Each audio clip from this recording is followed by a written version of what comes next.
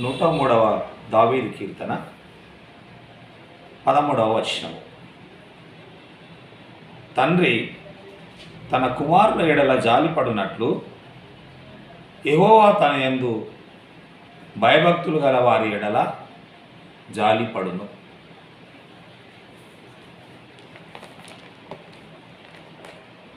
మరి తండ్రికి కుమారుల ఎడల ప్రేమ, జాలి, కరుణ అనేవి ఏ విధంగా ఉంటాయో వారి ఎలా ఎటువంటి బాధ్యత కలిగి ఉంటారో, వారిని ఎంతగానో ప్రేమిస్తారో మనము యేసుప్రభుల వారి లోకంలో జీవించినప్పుడు తను పరిచర్యలో ఉన్నప్పుడు మరి కొన్ని స్వస్థతలు జరిగాయి. కొందరిని కరికరించాడు, కొందరిని బాగు చేశాడు. ఆయనను ముట్టుకున్న వారు స్వస్థత పొందారు, ఆయన ముట్టిన వారు స్వస్థపడినారు. ఆయన మాట సెలవేయగానే స్వస్థపడిన వారు కూడా ఉన్నారు. అందుకని మనము కుమారుడు తండ్రి అనే అంశం మీద మరి వాక్యజానంలో వెళ్తుండగా పరిశుద్ధుడైన మత్తయి రాసిన సువార్త 17వ అధ్యాయము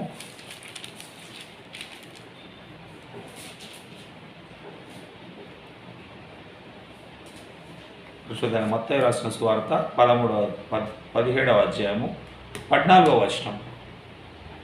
మరి యేసు ప్రభుల వారు జనసమూహంలో ఉన్నారు. మరి ఒక వ్యక్తి తన కుమారు నిమిత్తము ఎంతో మరి బాధతో యేసయ్య దగ్గరికి ఆయన వచ్చాడు. ఆయన వచ్చిన విధానము చూడండి, ఆయన భయము, భక్తి, తన యందు భయభక్తులు గల వారి ఎడల జాలిపడును అన్నట్టుగానే ఆయన ఎంతో భయముతో, భక్తితో యేసు ప్రభువుల వారికి వచ్చాడు. గర్వంగా రాలేదు, ఇంకో విధంగా రాలేదు.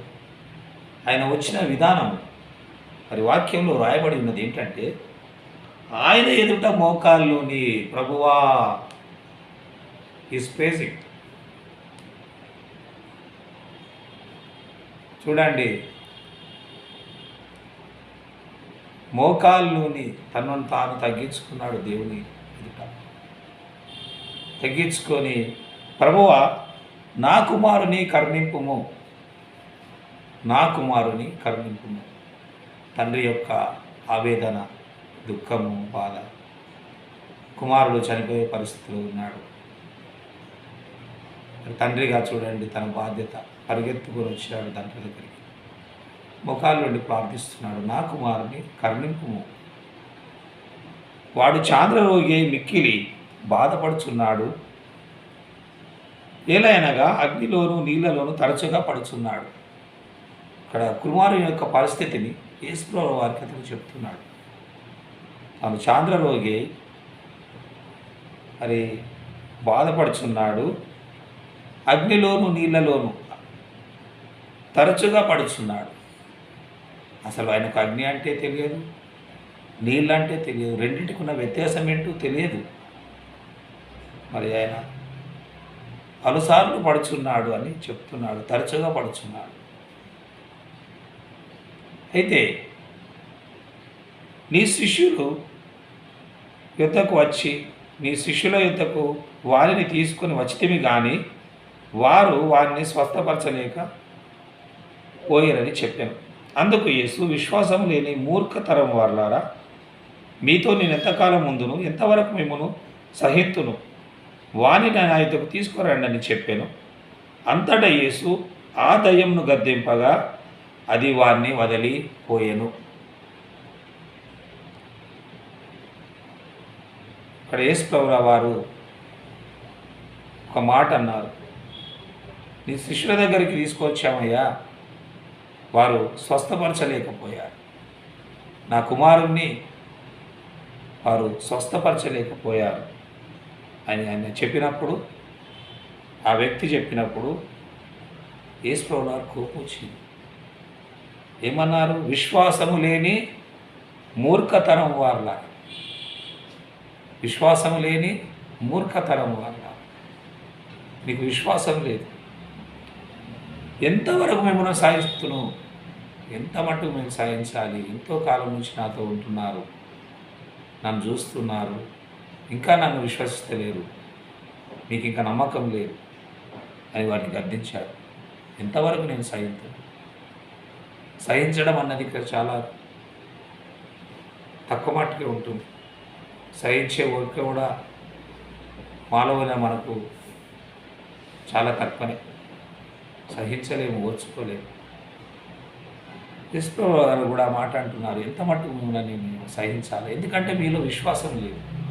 విశ్వాసం లేదు, మూర్ఖతరం వారు అని ఆ మాట శిష్యులతో అనేసి మరి ఆయన ఏం చేశారు? దయ్యంను గద్దింపగా వాడిని వదిలిపోయాను, ఆ చిన్నవాడు స్వస్థత పొందాడు. ఆయన దయ్యాన్ని గద్దించేశాడు. గద్దించేయగానే మరి ఆ ఒక కుమారుడు స్వస్థత పొందినాడు కదా. మరి దీని ద్వారా ఏంటంటే ఒక తండ్రి ఒక బాధ, వేదన, దుఃఖము, అలాగే కుమారుని ఎడల ఒక తండ్రిగా వచ్చి యేసు ప్రభువు వద్ద మోకాళ్ళ నుండి ఏ విధంగా ప్రార్థించాడు, మనం కూడా ఏం చేస్తున్నాం? తండ్రులుగా మన బాధ్యత ఏంటి?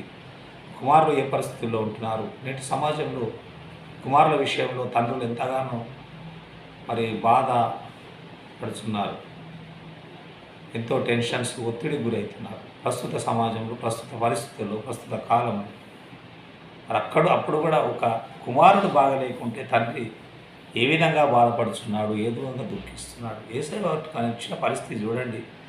మోకాళ్ళు నీ ప్రభువా, మరి కుమారుల కొరకు క్రైస్తవులుగా మనము మోకాళ్ళు నీ కుమారుల కొరకు ప్రార్థిస్తున్నామా అనేది మనకు మనముగా ప్రశ్నించుకోవాల్సిన అవసరం ఎంతైనా ఉంది. అలాగే మరి ఒక చిన్నదాని కొరకు కూడా ఒక తండ్రి వచ్చాడు. మార్కు సువార్త, పరిశుద్ధుడైన మార్కు సువార్త, కుమారుని కొరకు తండ్రి వచ్చాడు, కుమార్తె కొరకు కూడా తండ్రి యేసయ్య దగ్గరికి వచ్చాడు.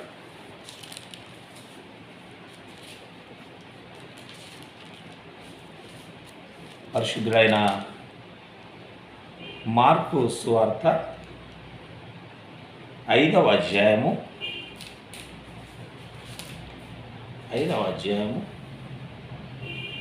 35వ వచనం, 35వ వచనం నుండి 43వ వచనంలో గల దేవుని వాక్యాన్ని మనం గమనిస్తాం. ఆయన ఇంకను చదవండి. ఆయన ఇంకను మాట్లాడుతుండగా సమాజ మందిరపు అధికారి ఇంట నుండి కొందరు వచ్చి, నీ కుమార్తె చనిపోయినది, నీవిక బోధకుని ఎందుకు శ్రమ పెట్టుతూ వాళ్ళు యేసు వారు చెప్పిన మాట లక్ష్యపెట్టక భయపడకు, నమ్మిక మాత్రమే ఉంచుమని సమాజ మందిరపు అధికారితో చెప్పారు. ఇక్కడ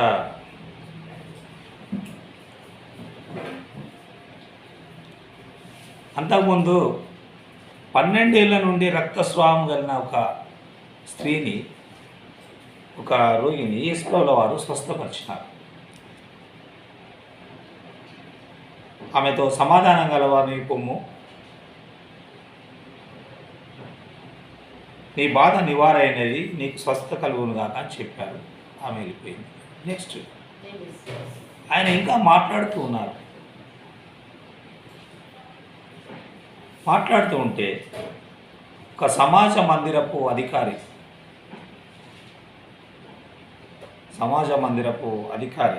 అయిన అతను అక్కడికి వచ్చాడు. ఎక్కడికి? యేసు ప్రభువుల వారి దగ్గరికి వచ్చాడు. ఒక తండ్రిగా ఒక వేదన, దుఃఖము, బాధతో తండ్రిగా, మరి ఎంతో బాధ్యత కలిగిన తండ్రిగా యేసు ప్రభువుల వారి వద్దకు ఆయన వచ్చాడు. వచ్చి ఏం చేస్తున్నాడట? ఆయన శ్రమ పెడుతున్నాడట. ఆ విషయాన్ని ఎవరు గమనించారు? కొందరు వచ్చిన వారు. వచ్చి ఏమంటున్నారు, నీ కుమార్తె చనిపోయింది,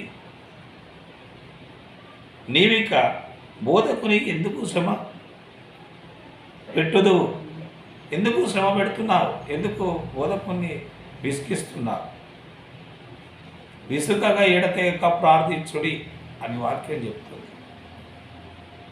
విసుగక ఎడతెగక ప్రార్థించుడి, అప్పుడు మొరను ఆలకించే దేవుడు. మరి ఇక్కడ సమాజ మందిరపు అధికారి కూడా యేసయ్యను శ్రమ పెడుతున్నాడట. ఎటువంటి శ్రమ పెడుతున్నాడు? అయ్యా, మరి నా కుమార్తె చావు బ్రతుకుల మధ్యలో ఉంది, స్వస్థపరచు యేసయ్య అని శ్రమ పెడుతున్నాడు, ఇంకో విధంగా కాదు. అయితే వాళ్ళు ఏమంటున్నారు, ఎందుకు శ్రమ పెడుతున్నావు? చూడండి, ఆటంకపరుస్తున్నారు. అక్కడ అద్భుత కార్యం జరగాలి, యేసయ్య మహిమ పొందాలి. అది దేవుని యొక్క ప్రణాళిక, ఈ మనుషులు ఏర్పాటు చేసిన కార్యం కాదు. వాళ్ళు వచ్చేసి ఎందుకు శ్రమ పెట్టుదువు? చూడు, మనుషుల ఆలోచనలు. యేసయ్యకు లేని శ్రమ వీళ్ళకేంటండి? ఆ యేసు ప్రభువుల వారు ఇక్కడ నాకు శ్రమ కలుగుతుందని లేదు. ఇక్కడ సీన్ చూడండి, సమాజం ఉంది, ఇక్కడ అందరు ఉన్నారు, యేసు ప్రభువుల వారితో కూర్చున్నారు, అధికారి వచ్చాడు, వచ్చి అడుగుతున్నాడు, శ్రమ పెడుతున్నాడు అని వీరు అనుకుంటున్నారు.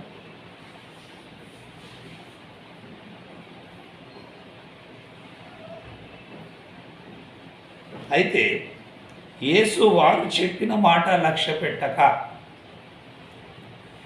వారు శ్రమ పెట్టుచున్నామనే మాటను యేసు ప్రభువుల వారు లక్ష్య పెట్టలేదు, అసలు వినలేదు. దాని లక్ష్యం ఆయన తన చెవును ఉంచలేదు. భయపడకము అన్నారు అంతే.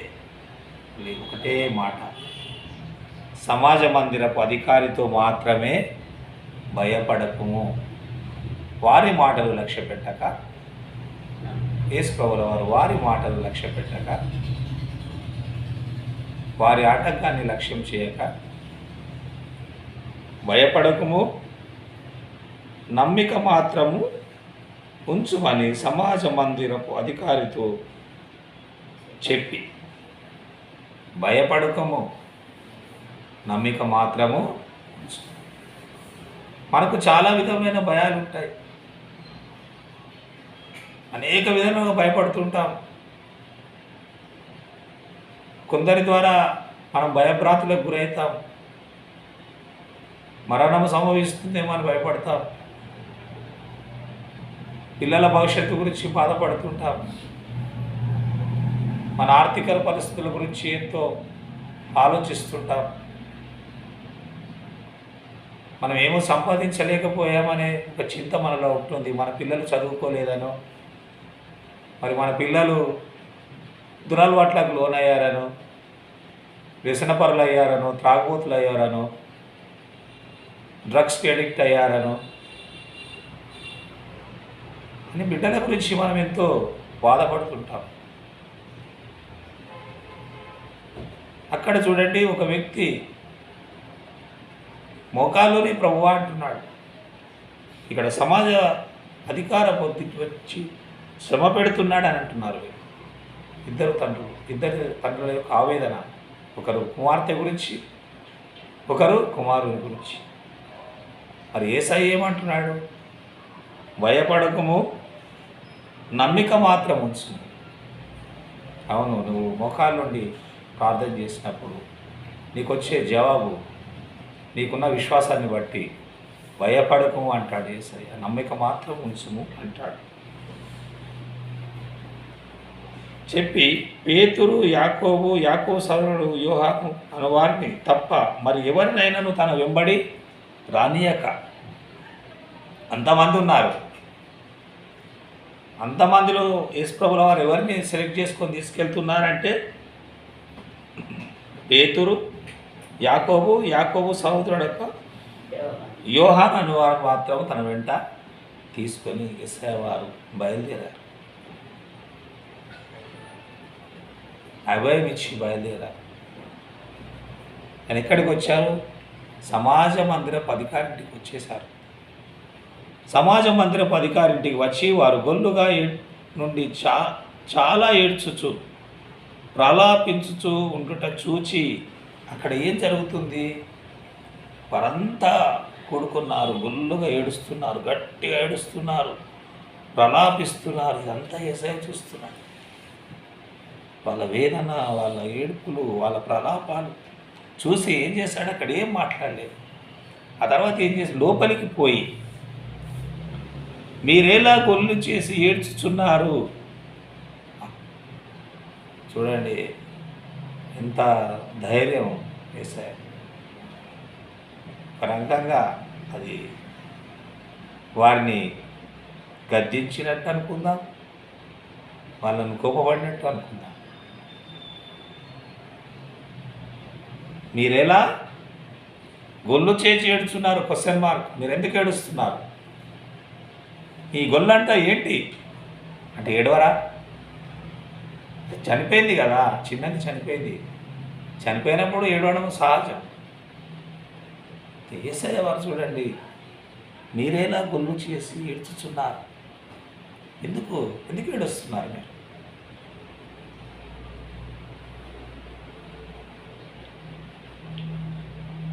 ఏడవరా? మనం ఏడవమా? మన ప్రియులు పోయినప్పుడు, మన తల్లిదండ్రులు పోయినప్పుడు, చనిపోయినప్పుడు అనేక విధాలుగా గొల్లు చేసి కొందరు ఏడుస్తారు, మామూలుగా ప్రలాపిస్తుంటారు, సంతాపం చెందుతారు, ఏంటంటే రకరకాలుగా ఉంటారు.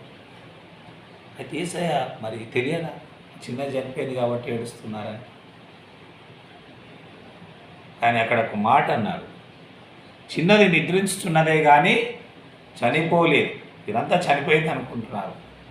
చిన్నది నిద్రిస్తుంది. ఎప్పుడు నిద్రిస్తుంది అనుకుంటారు మీరు? చిన్నది చనిపోయిన చిన్నది నిద్రిస్తున్నది అని ఎప్పుడు అనుకుంటారు? ఎప్పుడైతే యేసు ప్రభువుల వారి వద్దకు ఆ వ్యక్తి వచ్చి శ్రమ పెడుతున్నాడో, యేసు ప్రభువు వారిని నా కుమార్తె చనిపోయినది రమ్మని శ్రమ పెడుతున్నాడో, అప్పుడే ఆ చిన్నది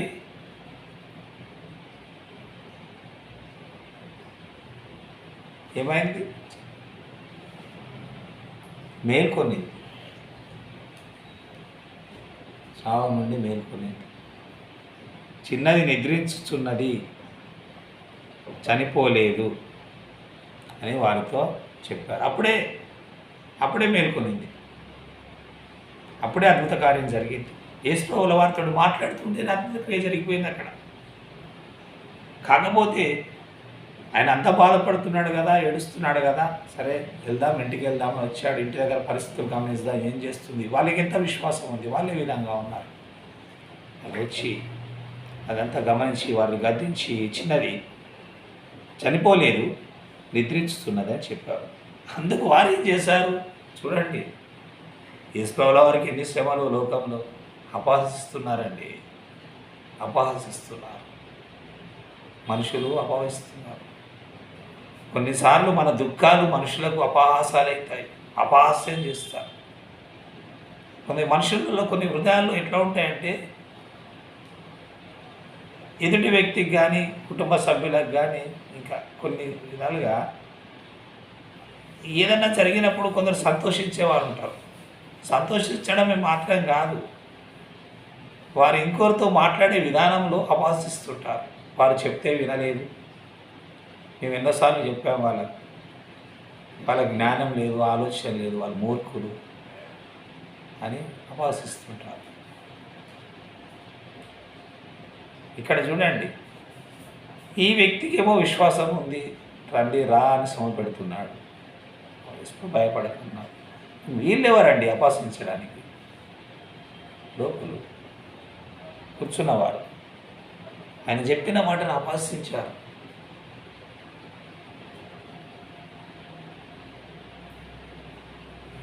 దేవుణ్ణి వారు అర్థం చేసుకోలేదు. ఇంకా వాళ్ళకి తెలియదు, మూర్ఖులు. అందుకే మూర్ఖులని కూడా అన్నాడు ఆయన. అయితే ఆయన వారందరినీ బయటకు పంపివేసి చదువుతారా? ఆయన చిన్నదాని తల్లిదండ్రులను తనతో ఉన్న వారిని వెంటబెట్టుకొని ఆ చిన్నది పరుండి ఉన్న గదిలోనికి వెళ్ళి ఆ చిన్నదాని చేయి పట్టి తల్లితాకుమి అని ఆమెతో చెప్పాను. ఆ మాట ఆయన వారిని అందరినీ బయటకు పంపించేశాడు. చూడండి,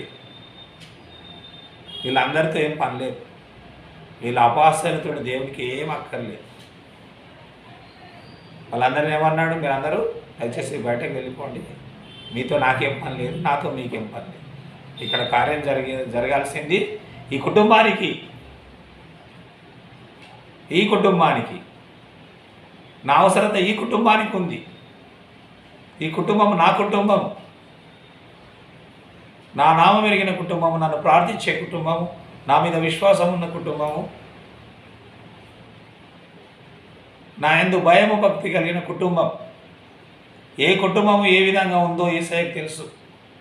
నీ కుటుంబం అయినా, నా కుటుంబం అయినా, క్రైస్తవ కుటుంబాలు ఏమైనా, ఎన్ని కుటుంబాల్లో ఏం జరుగుతుంది, ఎంతమంది విశ్వాసం ఉంది, ఎవరికి దేవుడు అంటే భయము భక్తి అనేవి ఉన్నాయని ప్రభువుకు తెలుసు. అందుకే అది లేని వారిని ఏం చేశాడు ఆయన? విశ్వాసం లేని వారిని, భయభక్తులు లేని వారిని ఏమన్నాడు? బయటకు పంపించేశాడు. మరి బయటకు పంపించేశాడు.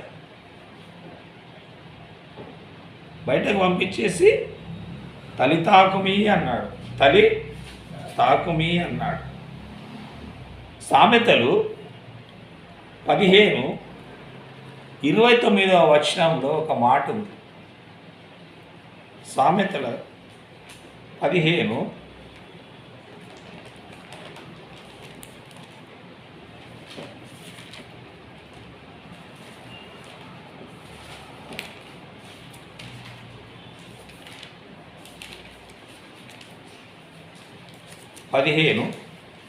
29 వచనంలో ఒక మంచి వాక్యం, ఒక మంచి మాట ఎవరి గురించి రాయబడి ఉన్నదంటే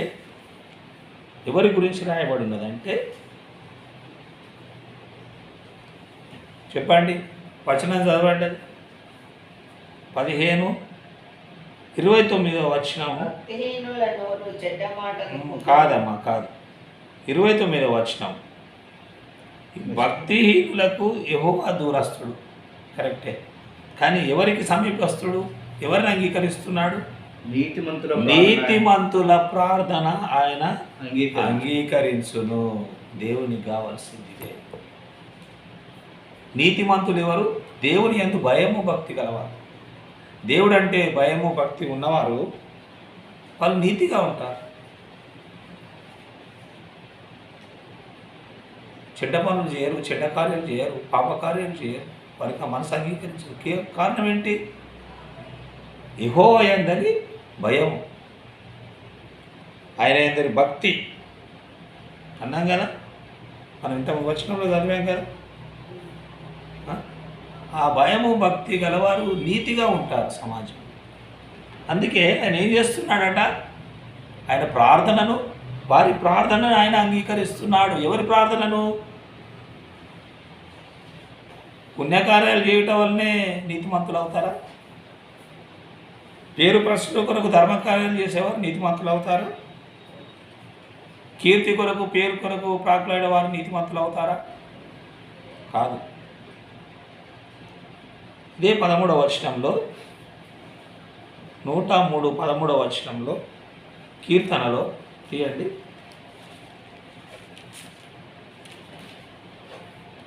కీర్తనలు 103:13వ వచనం. తండ్రి తన కుమారుడు జాడిపడినట్లు యెహోవా తన యందు భయభక్తులు గలవారి ఎడలు జాలిపడును. యెహోవా తన యందు భయభక్తులు గలవారి ఎడల జాలిపడును. మరి అక్కడ జరిగిన కార్యం మళ్ళీ రండి. మార్కు సువార్త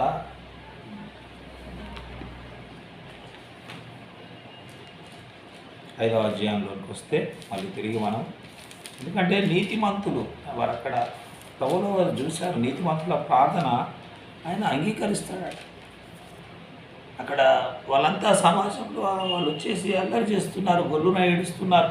వాళ్ళు నీతి లేదు, విశ్వాసం లేదు, ప్రభువునే ఎగతాళి చేస్తున్నారు, అపహసిస్తున్నారు. ఇంత చూడండి మనుషులు ఏ విధంగా ఉన్నారు,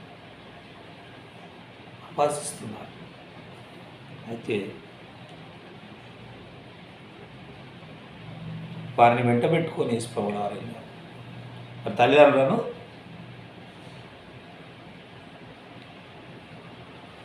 వెంట పెట్టుకొని ఆ చిన్నదాని దగ్గరికి, చిన్న పాప ఎక్కడైతే పడుకొని ఉందో ఆ చిన్న పాప దగ్గరికి యేసుప్రభుల వారు వెళ్ళారు. వెళ్ళేమన్నారు?